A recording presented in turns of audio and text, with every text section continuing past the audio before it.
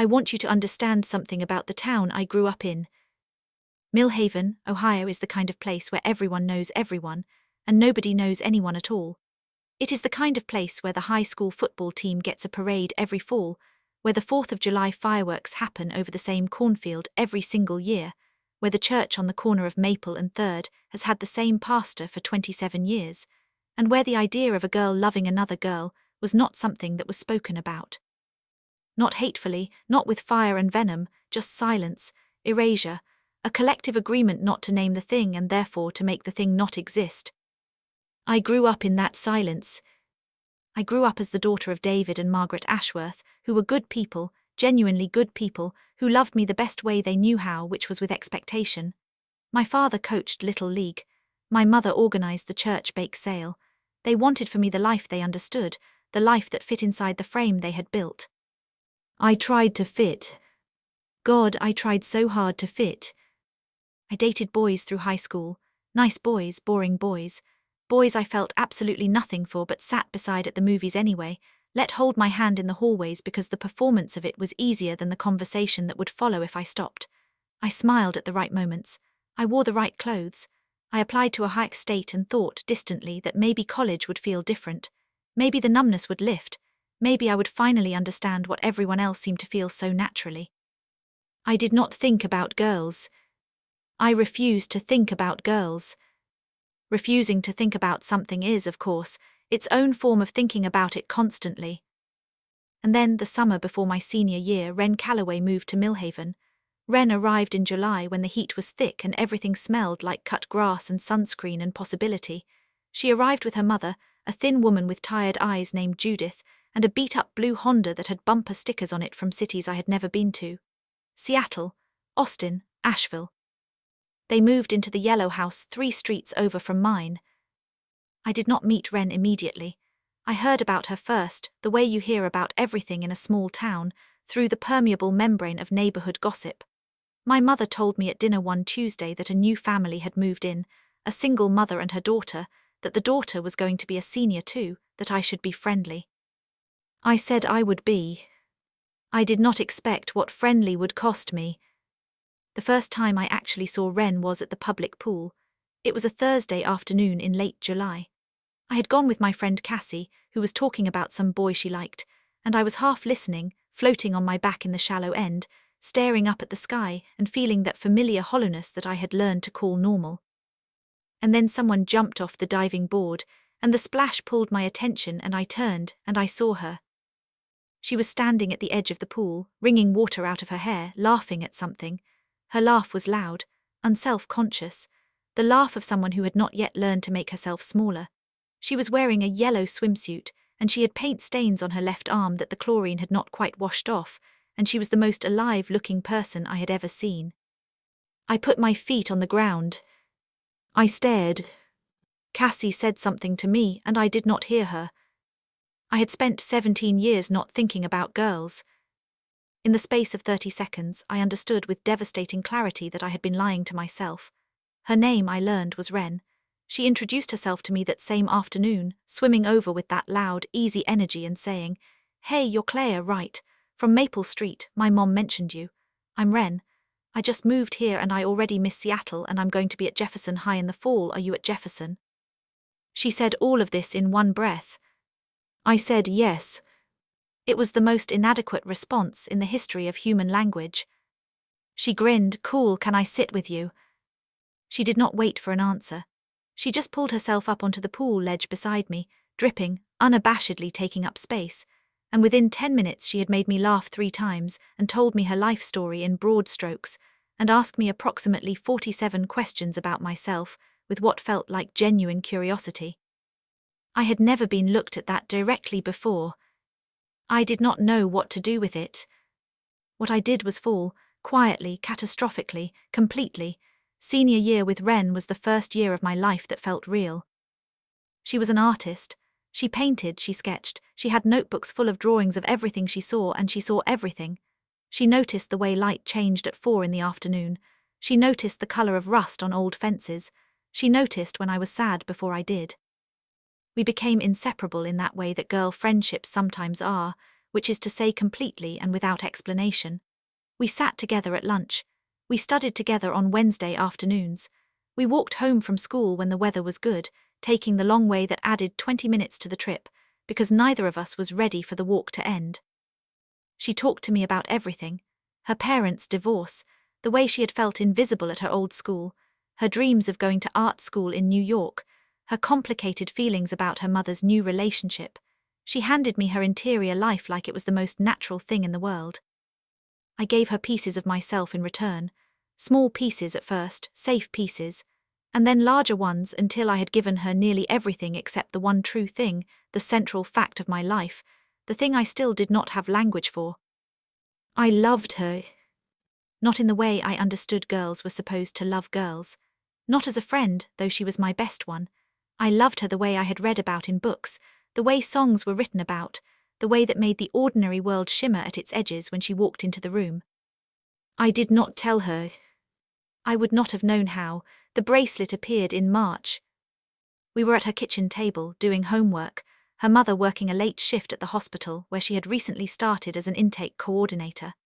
Ren had been going through a phase of making friendship bracelets, little woven things with embroidery floss, and she had made a dozen of them for various people at school.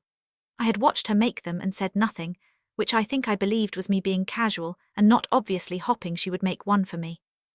She slid it across the table without looking up from her textbook. "Here," she said, "I made you one."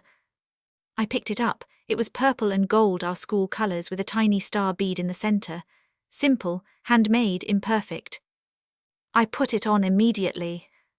She looked up then and smiled at me, and the smile was so soft and so warm and so entirely Ren that I had to look back down at my textbook so she would not see whatever was happening on my face. "Thank you," I said very quietly. "Obviously," she said, and went back to her reading. I kept that bracelet on for 4 months straight. I wore it to school, to sleep, to the lake, to family dinners where my mother commented that it was getting shabby and I should take it off. I wore it until the elastic started to stretch, and the colors started to fade, and 2 of the little beads slipped off one at a time and were lost somewhere in the ordinary geography of my days. I should tell you what happened at the end of that summer.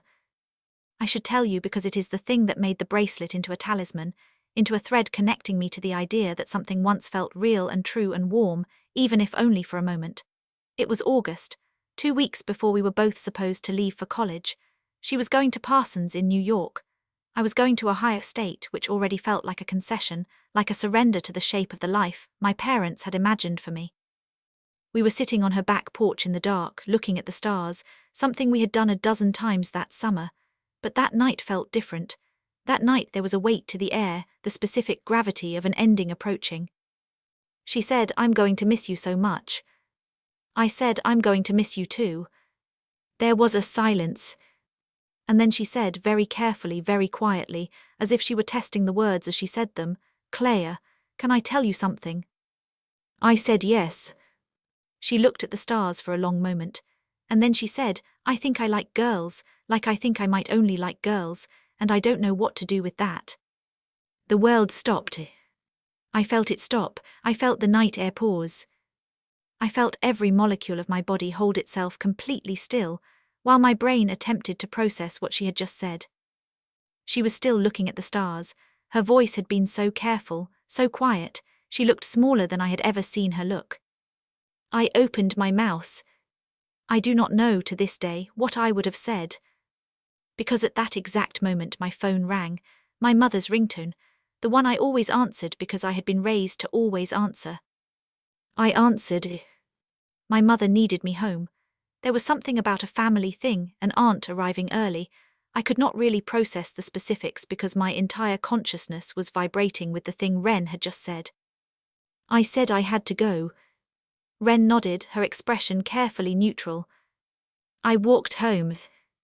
I lay in bed all night and stared at the ceiling, and held my wrist with the faded bracelet against my chest. I never told her. 3 days later she had a breakdown about leaving, and I held her while she cried and told her she was going to be incredible, and she would love New York, and this was not goodbye, not really. And I meant all of it, and I still did not say the thing. 12 days after that, she got in her mother's car to drive to New York, and I stood on the sidewalk in front of her house and waved, and she waved back and she was gone. I stood there for a long time after the car disappeared. Then I went inside and took off the bracelet and put it in my jewelry box. I did not take it out again for 10 years. College was better than high school. That is the most generous thing I can say about my first 2 years at Ohio State. I was not happy, but I was less specifically unhappy, if that makes sense. I was in a place large enough that I could be anonymous, and anonymity felt like freedom after 18 years of everyone knowing my name and my family and my future. I declared an English major. I found a coffee shop 2 blocks from campus that stayed open until midnight and did most of my reading there, nursing black coffee and feeling quietly literary about myself. I made some friends, the careful, measured kind of friendships I was good at, where I was present enough to not seem lonely but guarded enough to stay safe. I had, in my 2nd year, what I can only describe as a slow-motion reckoning. It happened not in a single moment, but across a period of about 6 months, like a photograph developing in a darkroom, the image emerging gradually from the chemical bath until suddenly it was undeniable. I liked girls. I had always liked girls. The evidence, reviewed honestly, was overwhelming, and had been overwhelming since approximately age 12. The intensity with which I had watched certain female athletes on television, the particular feeling in my chest when my friend Caitlin had taken my hand during a scary movie, sophomore year of high school, the way I could be in a room full of interesting men and feel nothing, absolutely nothing, while a woman with an interesting face across that same room would have me quietly rearranged. Ren, of course, Ren most of all. I sat with this knowledge for a while, just me and the knowledge in the coffee shop at 11:30 at night, and I thought about what it meant and what I was supposed to do with it. What I did at first was absolutely nothing. I simply held the knowledge internally, this quiet secret that was not exactly a secret anymore, that was more like a piece of furniture I had finally stopped walking around and admitted was always there. And then in the spring of my sophomore year I met Diane. Diane Kowalski was a junior. She was in my American literature seminar, and she sat 2 rows over, and she had short hair and paint stains on her hands, which I now understand is a type for me, and she smiled at me on the first day of class in a way that made me pay very close attention to the reading. She asked me for coffee. I said yes. We dated for 7 months. It was not a grand love story. It was, I think, more of a practice run for both of us. She was kind and she was smart and I was genuinely fond of her, and she taught me that the thing I had suspected about myself was true, that I was capable of feeling something real in the presence of a woman, that the dormant part of me could actually wake up. We ended things mutually and without drama, the way of 2 people who cared about each other but knew they were not each other's answer. I called my mother after we broke up and told her, not about Diane, just the fact of it. I sat in my dorm room and I said, "Mom, I need to tell you something," and I said it, simply, directly, the way I should have said it years before. The silence on the other end of the line was long enough that I thought she had hung up. Then she said, "Okay." Just that, okay. We did not speak for 3 days, and then she called me back and said, "I love you, I don't entirely understand, I need some time." And I said okay, and we both meant what we said, and it was not easy, but it was honest, and honesty was something. My father took longer. My father took about a year, and then something shifted in him, I do not know exactly what, something internal and private, and he called me on a Sunday afternoon and talked about the weather for a while and then said, "I just want you to know I love you, that's all. I just wanted to say that." And he has never mentioned it directly since, but he has never treated me differently either, and for a man shaped by everything that shaped him, I have come to understand that as love. I graduated. I moved to Columbus for 2 years. I worked in a bookstore and taught SAT prep classes and wrote the beginning of a novel that never got beyond the beginning. I dated a woman named Simone for almost 2 years, and this time it was more serious, more real, and when it ended it left a mark. I applied to MFA programs. I got into the University of Oregon. I moved to Portland. I was 26 years old. I knew who I was, at least in the ways that matter legally and in terms of identity. I was still figuring out the rest. And in the bottom of a box I had packed and unpacked 3 times since leaving Millhaven, wrapped in a piece of tissue paper inside my jewelry box, there was a faded bracelet with 2 beads missing. I had not thrown it away. I could not have explained why if you had asked me. I told myself it was sentimentality. I told myself it was a reminder of youth. I told myself a lot of things. The truth was simpler and more embarrassing. I had kept it because she had made it for me, and some part of me that refused to be reasonable had never quite let go. The MFA program was the first time I felt like I was in the right place. Not just geographically, though Portland suited me in ways I had not expected. The coffee, yes. The rain, which I know people complain about but which I found quietly comforting. The grey sky that felt like permission to stay inside and read. The mountains on clear days. The bookstores everywhere you looked. But more than the city, the program.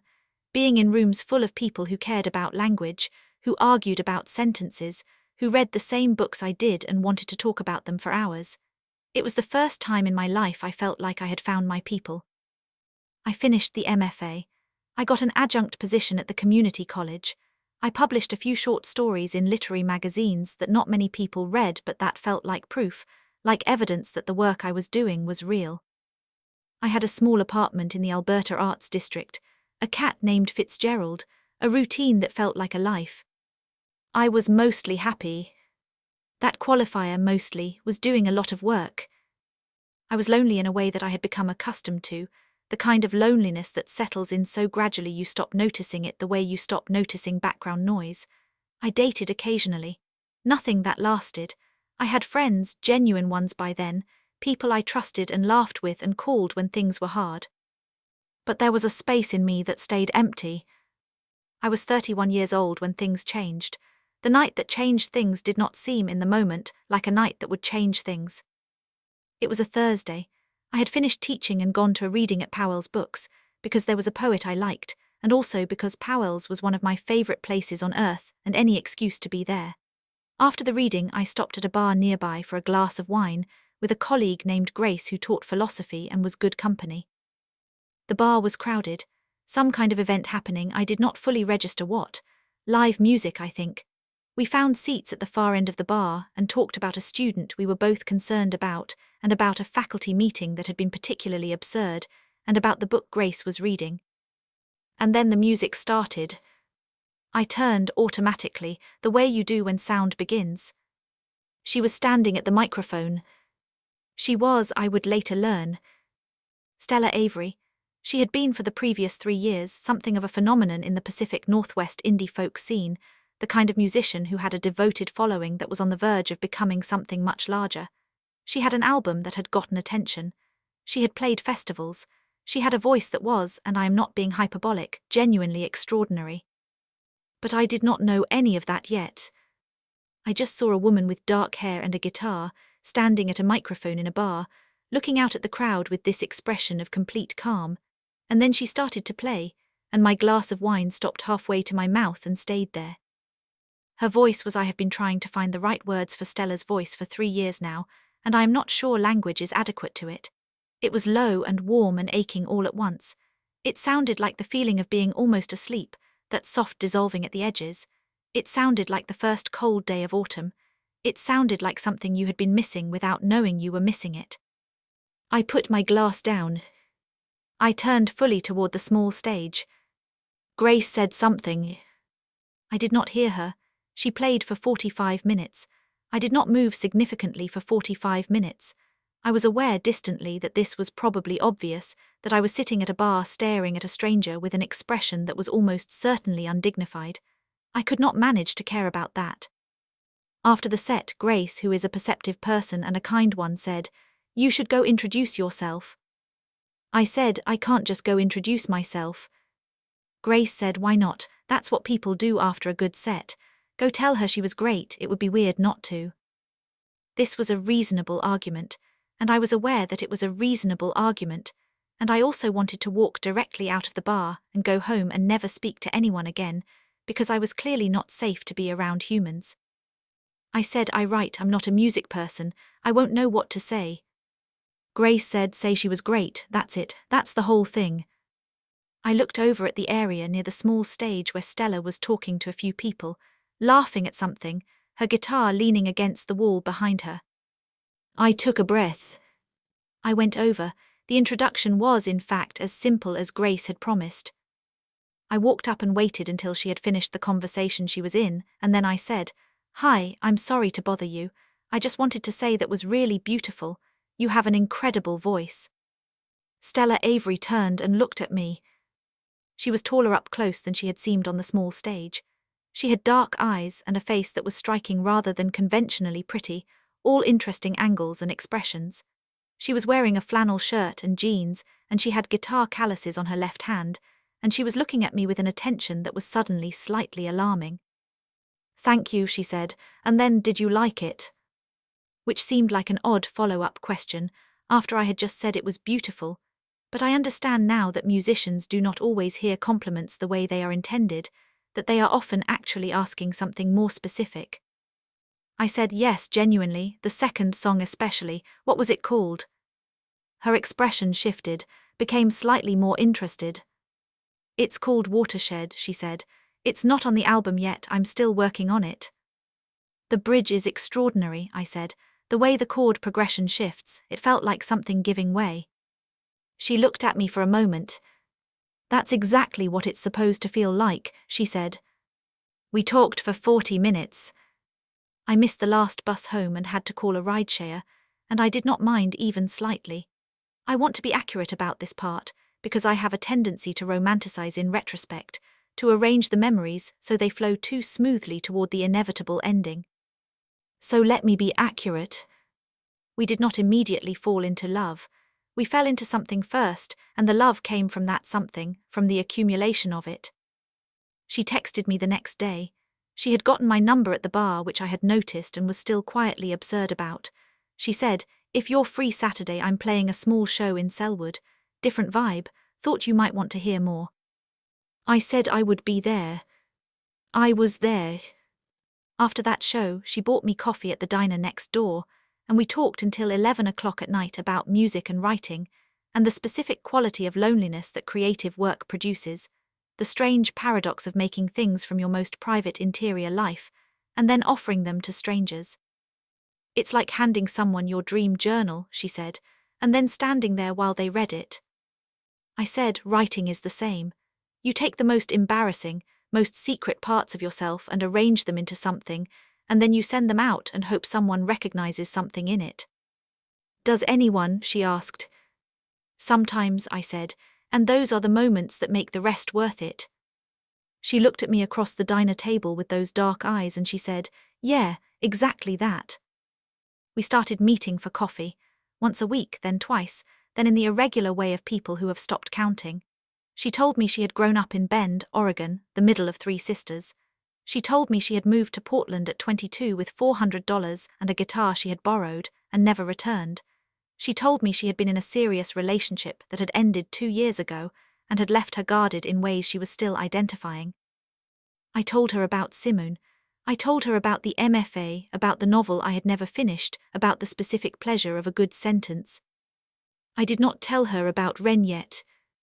I did not tell her about Ren for a long time. The night I knew definitively that this was something more than friendship was the night she played me Watershed in its complete version. We were at her apartment. She had a recording set up in the second bedroom, modest but functional, and she was working on the album, and she asked if I wanted to hear the full version of the song. I said yes.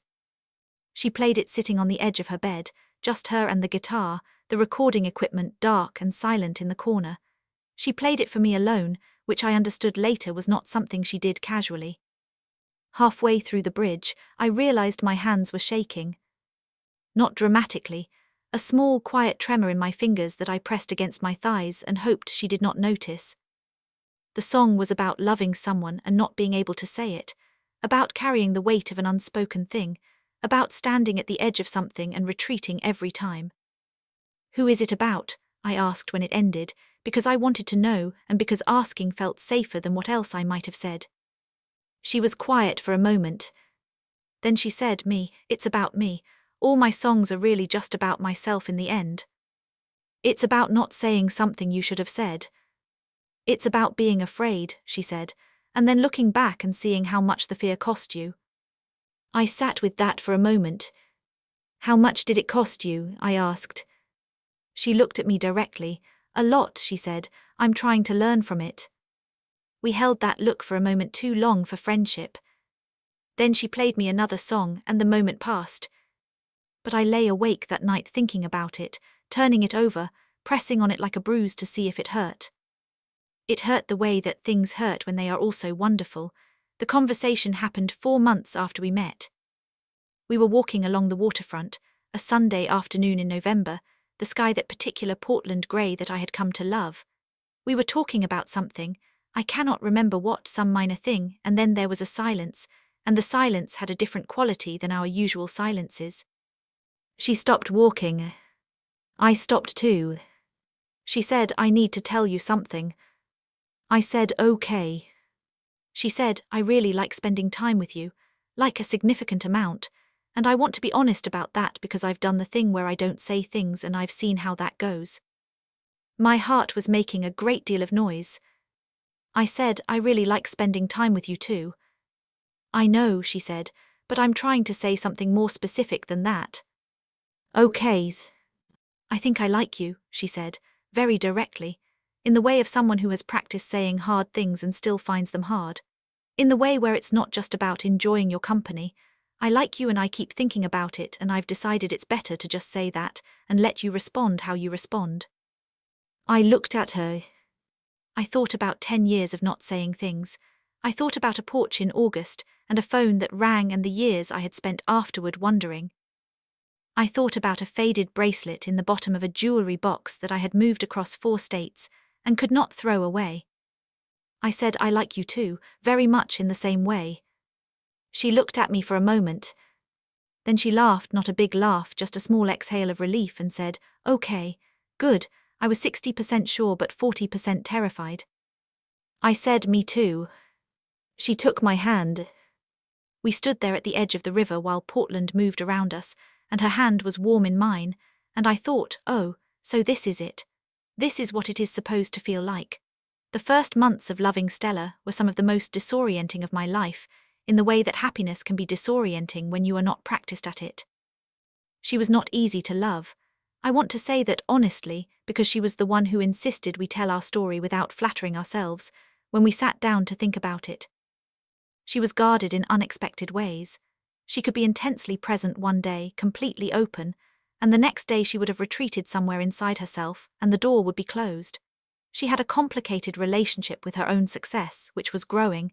The album had been picked up by an independent label and was getting real attention, and with the idea that she deserved good things. She also worked constantly. She was touring more, playing bigger venues, the kind of attention that was exciting and overwhelming, and that I had to learn to share her with, to understand that the version of her I had on quiet Sunday afternoons was not all of her, that there was also the version who belonged to the music, and to the audiences. I was not easy either. I had a habit of retreating when things got real, a reflex I had built over years of managing my interior life alone. I held things back. I was sometimes so careful about not being a burden that I failed to actually let her in. We fought, we misunderstood each other. We had a significant argument in February of our first year together, a stupid argument about something on the surface, but really about the fact that I had not told her I was struggling, and she had not noticed soon enough, and we were both at fault, and we both knew it. We sat across from each other in my kitchen afterward, the argument having run its course, both of us tired, and she said, "You have to tell me things. I can't do this if you don't tell me things." I said, "I know, I'm working on it." She said, "What's it going to take for you to actually let someone in?" I looked at her. And I said, "I'm going to tell you something I've never told anyone." She sat back, waited. And I told her about Ren. I told her everything. The summer before senior year, the pool, the walks home, the friendship that was never just a friendship for me, the bracelet, the night on the porch when Ren had said what she said and the phone had rung and I had walked away without answering and had spent years afterward not letting myself understand why. I told her about the bracelet in the jewelry box, about the fact that I had moved it 4 times, about the way I had held it against my palm on bad nights, not because of Ren specifically, not because I was in love with Ren across time and distance, but because it was the physical evidence that once, at 17, something in me had opened up, and if it had opened once, it could open again. Stella listened to all of this without interrupting. When I finished, she was quiet for a long time. Then she said, "You kept it because it was proof." "Yes," I said, "exactly that." She said, "Proof that you were capable of feeling something like that." "Proof that the feeling was real," I said, "that it wasn't in my head, that I hadn't made it up." She reached across the table and took my hand. "You didn't make it up," she said. "No," I said, "I didn't." "Can I see it?" I went to my bedroom, I opened the jewelry box, I unwrapped the tissue paper. I carried the bracelet back to the kitchen and set it on the table between us.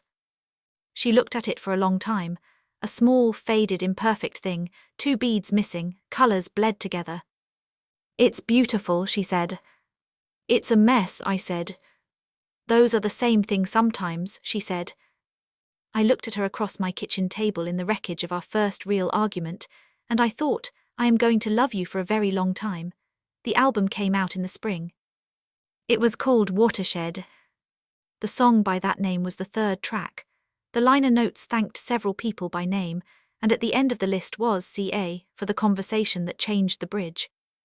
I read that in a coffee shop, and had to put my phone face down on the table and sit very still for a moment. She had not told me she was going to do that. I texted her, "Did you put my initials in your album?" She texted back, "Obviously." I texted, "Why?" She texted, "Because the album exists partly because of you. Because of the conversation we had about saying things and what not saying them costs. Because I rewrote the bridge after you told me about the bracelet and it became the heart of the record." I stared at my phone. Then I texted, "I'm not sure how to respond to that." She texted, "You could just say thank you." I said, "Thank you." She said, "And I love you." It was the first time either of us had said it explicitly, without the architecture of explanation around it. I sat in the coffee shop with my hand over my mouth and my eyes doing something embarrassing. Then I typed back, "I love you too, the album did well, better than well, the kind of well that changes things." Watershed got placed in a television show that had a passionate following, a quiet drama set in the Pacific Northwest, and the episode it appeared in sent the song into a different stratosphere. Streaming numbers climbed. Press attention came. Stella was written about in publications that had national reach. There was a feature piece in a music magazine that described her as one of the most significant voices in contemporary folk, and they were not wrong. She handled it imperfectly, which I mean as a compliment. She did not take it in stride or seem unsurprised by it. She was genuinely astonished, genuinely grateful, and also genuinely terrified, because success at this scale meant things changed, and change is hard even when it is good. I watched her navigate it and I tried to be useful, which mostly meant being present without being overwhelming, making sure she ate dinner, listening when she needed to talk through the anxiety, giving her space when she needed quiet. She said once, during a particularly relentless week of press and promotion, "I don't know how to do this without you." I said, "You were doing it before me." She said, "Barely, and differently. You make me feel like there's a ground to stand on." I did not know what to say to that, so I just held her, and she let me, and outside her apartment window the Portland rain was doing what it does, and inside it was warm and quiet and safe. The tour was hard. I want to be honest about this too, because I think stories about loving someone famous often skip over the hard parts, or make them seem romantic in retrospect when they were just difficult in real time.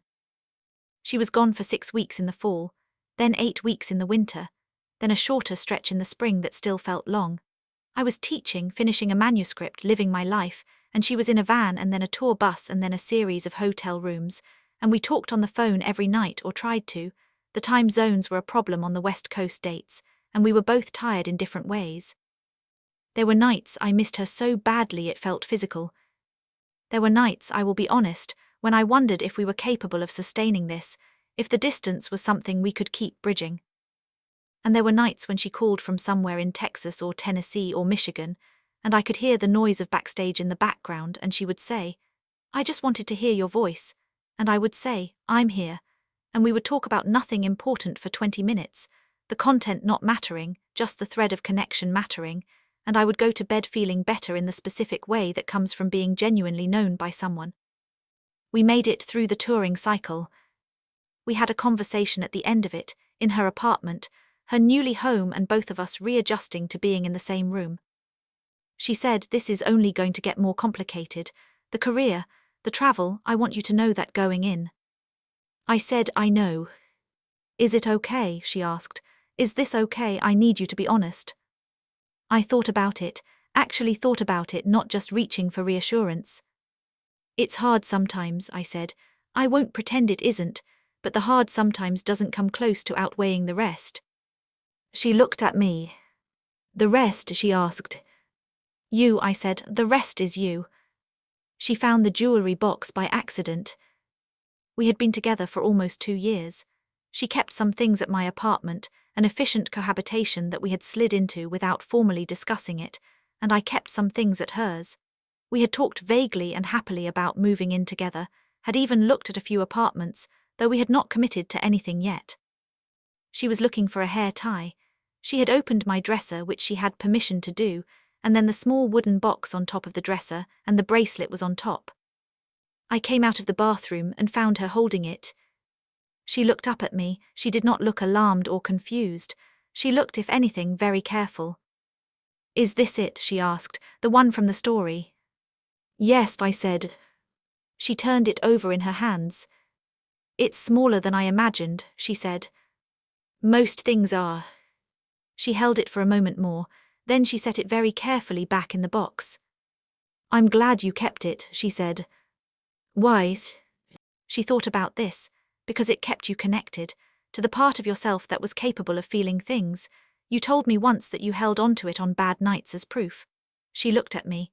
"I think about the version of you who needed that proof, who was lying in her dorm room or her first apartment holding this little faded thing and believing it meant something." I did not say anything. "It did mean something," she said. "It meant you were always there. Even when you couldn't access yourself, you were always there." I crossed the room and I kissed her. I kissed her and I held her face in my hands, and I kissed her in the specific way of someone who has been without something for a long time, and then found it and cannot entirely believe it is real. Against my mouth she said, "Okay, okay, I love you. Stop trying to make me cry." I laughed. She laughed too. We signed a lease on an apartment in the Hawthorne neighborhood in April. A good apartment. Big windows, old wood floors, a second bedroom that became her music room and my writing room in different sections, divided by a bookshelf she insisted on calling the Berlin Wall of creative spaces. Moving in together was the closest thing to terrifying that I have experienced, while also being completely positive I was doing the right thing. I am a person who had lived alone for years. I have systems. I have opinions about where the coffee goes and which direction toilet paper is supposed to hang and the correct temperature for sleeping. These are small things. These are also the things that, compounded across days and weeks, become the terrain of a shared life. She also had opinions, strong ones, about music volume in the morning and about how dishes should be stacked, and about whether windows should be open or closed depending on a complex set of weather-related criteria that I did not initially understand. We negotiated, we compromised. We had 2 separate arguments about entirely domestic things that were really about the underlying anxiety of this being real now, of there being no easy exit, of having chosen this. And we figured it out. We figured out that I make coffee in the morning and she does the dishes at night. We figured out that she needs an hour of quiet after a show and I need to tell her about my day but can wait. We figured out that the window argument was about her always having grown up in cold rooms and me always having grown up in stuffy ones, that it was not actually about windows at all. We figured out how to live beside each other. This is, I think, the actual work of love, not the falling, which is involuntary and beautiful and asks nothing of you, but the staying, the choosing every day to stay inside the difficulty of being a person alongside another person, to keep showing up even when you are tired, even when you are frustrated, even when the ordinary friction of cohabitation makes you want to be alone. I am not naturally good at staying. I had spent most of my adult life with one foot slightly toward the door, a habit of self-protection so ingrained I had stopped seeing it. She called me on it, gently but clearly, about 4 months into living together. She said, "You're doing the thing where you're here but you're planning to leave." I said, "I'm not planning to leave." She said, "Not physically, emotionally, you're managing your investment, keeping some back." I sat with that. Old habit, I said. I know, she said. I'm not angry, I just want you to know I see it. Is it a problem? She looked at me for a long moment. It's a problem if it means you never actually let yourself be fully here, she said. Because I'm fully here and I need you to be too, not for me. For you, you deserve to be fully here. I thought about the bracelet, about keeping the proof of feeling something, the safety net, the hedge against complete investment. I said, I'm going to work on it. She said, okay. And she kissed my forehead and went to the music room and started playing something soft on her guitar, and I sat in the living room and thought about what it would mean to be fully present in my own life, and decided to try. Her career continued to grow. I want to handle this part of the story carefully, because it is easy to let it become the most dramatic part, the part that feels the most like a movie, and I don't think it's actually the most important part. But it is the context. A second album, a headline tour, features in major publications, an invitation to perform at a festival that she had been listening to since she was 19, that she had pointed to as a dream and had not quite believed would happen. I watched her stand backstage at that festival 15 minutes before she went on and shake her hands out, that nervous energy that preceded every performance, and then walk out and command a field of thousands of people, as if she had always been exactly where she was standing. I cried a little. I was not the only one. She became, in the language of the industry, a name. Not a household name, not yet, though that was coming. But within the world of her music, within the community of people who cared about honest songwriting and beautiful voices, she was someone. She remained, in private, extraordinarily herself. This is the thing I want people to understand about Stella. The public version of her, the performer, the voice, the presence, is real. She is genuinely that person, but she is also the person who cried at the video of a dog being reunited with its owner, who had very strong opinions about breakfast food, who read long books slowly and with great intention, who remembered the birthdays of everyone she cared about and called them, not texted, called, because she thought phone calls were important. She remained, in private, the person who had stood in a bar in Portland and looked at me with that focused attention and talked with me for 40 minutes about what making things actually feels like. She remained the person who said, when journalists asked about her personal life in ways that expected her to be vague, my partner is a writer, her name is Claire, she's the best person I know. The first time she said that in print, I read it 3 times. The journalist had asked about the love songs. She had said, they're about Claire, most of them. She's a writer, her name is Claire Ashworth. She teaches creative writing in Portland, and she is the most honest person I have ever met, and the songs got better when she came into my life, and I'm happy to say that publicly. I got a text from Grace that said, you are in a magazine. I got a text from my mother that said, I saw something about Stella and a writer named Claire. Was that about you? I texted back, yes Mom, that's me. She texted back, well, good for you, she seems very talented. Which is my mother's way of saying she is proud of me, and I will take it. She proposed in the most completely characteristic way possible. We were at the coast.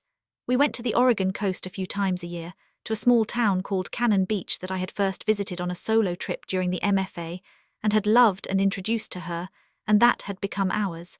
We went when we needed to reset, when the city felt too loud or our schedules had pulled us in too many directions for too long. It was November. The beach was nearly empty, the summer tourists long gone, just the locals and the wind and the grey winter sea. We had walked out to where the haystack rock rises from the water, and we stood there watching the waves while the salt wind did its work on our hair. She had been quiet for most of the walk, which was not unusual for her at the coast. She got quiet in the presence of large natural things in a way that seemed like prayer. She reached into the pocket of her jacket. She pulled out 2 bracelets. Not rings, bracelets. I looked at them. They were handmade, embroidery floss, purple and gold, with a small star bead in the center of each one. I put my hand over my mouse. I know you kept the one from high school, she said.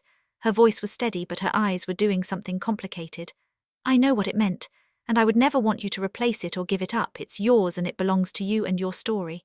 She held the bracelets in her palm, but I thought maybe we could have our own.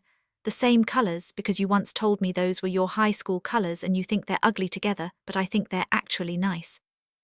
And the same star bead because you mentioned once that you were looking at stars when everything changed, when Wren said what she said, and it was the first moment you let yourself understand something true about yourself. I was crying, I was absolutely crying and making no effort to stop. So I'm not asking you to forget anything, she said. I'm asking you to add to it, to start something new while keeping everything you already have. She looked at me with those dark eyes. I love you, Claire Ashworth. I love that you kept a faded bracelet for 10 years as proof that your heart worked. I love that you're a writer and that you cry at beautiful things and that you make excellent coffee and that you told me the truth about yourself even when it was hard. She paused. Will you marry me? Will you let me be the new proof? I looked at the bracelets, then at her. I said the colors actually are ugly together. She laughed. Yes, I said. Yes, obviously yes. How dare you ask me that question at Haystack Rock in November when I'm already crying because of the wind? She put one bracelet on my wrist. I put the other on hers. We stood there in the November wind with the sea going on forever in front of us, and she kissed me with her cold nose against my cheek, and I held her face in my gloved hands and thought, I kept a bracelet for 10 years, and this is where it was leading. All of it, even the hard years. Even the years I spent not saying things, not knowing things, surviving on proof. Even all of that was the path to this exact cold, windy moment on an Oregon beach with the best person I know. We got married in June. Small ceremony. The waterfront park in Portland, 27 people, a friend who was ordained officiating. My parents, both of them, her 3 sisters. Grace, who looked vindicated when I walked by her because she has never let me forget that she was the one who said, go introduce yourself. She wore a white dress, I wore a blue suit. We both cried. The officiant also cried, which she apologized for, but we told her not to. The bracelet from Wren was in my jacket pocket. I had thought a lot about what to do with it, whether to wear it, to display it, to finally let it go. I thought about what Stella had said on the beach, that it was part of my story and she did not want me to give it up. I put it in my pocket because I wanted it close, because it is still the physical evidence of the moment I first understood something true about myself, because I am a person who keeps things, who holds on to proof, who needs sometimes to press her palm against something small and real and believe in continuity. After the ceremony, we sat by the river and ate and laughed and were surrounded by the people we love, and at one point Stella caught my eye from across the space between us, and she raised her wrist with the bracelet on it, and she smiled at me. I raised my wrist back. There is a bracelet in my jewelry box. It is faded, the colors have run together, the elastic has stretched, 2 of the tiny beads are missing. Next to it in the same box, there is the bracelet Stella slid onto my wrist on a beach in November. The purple and gold that I will maintain are actually ugly together, but that she has almost convinced me are nice. And on my wrist right now as I write this is the new one, the one that means something different, the one that means I am here, fully here, present and open, and no longer managing my investment from a careful distance. I am 34 years old. I am a writer who teaches creative writing in Portland, Oregon. My cat is named Fitzgerald and he is objectionable. I drink too much coffee. My wife is in the next room. She is working on a 3rd album, which I have heard pieces of and which is going to be extraordinary, and I am not just saying that because I am biased, though I am completely biased. She is the most completely alive person I have ever known. She is also the person who cannot find anything in the kitchen and who forgets to eat lunch when she is working and who cried for 20 minutes at a nature documentary last week. She is the biggest voice in a room and also someone who sometimes needs to be very quiet and held. She contains all of this. I love all of it. Loving her has taught me things I am still understanding. It has taught me that not saying a thing can cost years, that saying the thing, even imperfectly, even terrifyingly, is almost always better. That being fully present in your own life is a practice, not a switch, that you choose it repeatedly and imperfectly, and then choose it again. It has taught me that the things we keep, the objects we carry forward through moves and years and change, are not just sentimentality. They are the threads of our own story, the evidence we gather against despair, the proof we hold onto in the dark that says once this was real, and real things can happen again. The bracelet from Wren was that. For 10 years it was that. And then Stella came and became that, and now the bracelet is simply an artifact of the story that led me here. A piece of my own becoming. Something I will keep because I keep things, because the keeping is part of who I am, because the version of me who needed proof of her own heart deserves to be honored. If you are reading this, and you have your own version of the faded bracelet, your own piece of proof, your own evidence of the part of yourself you had to keep safe until it was safe to show it. If you are standing on your own version of that August porch, or lying awake in your own version of the dormitory, or carrying something small and worn in the bottom of your own box. Please hear this. The feeling was real. You are not making it up. The part of you that keeps the proof is the part of you that knows you deserve something true. It is not too late. The bracelet is still there. And something is always leading you toward the November beach, toward the person with the matching one, toward the moment you will look back on and understand was where everything was going. Keep the proof. Say the thing. Stay.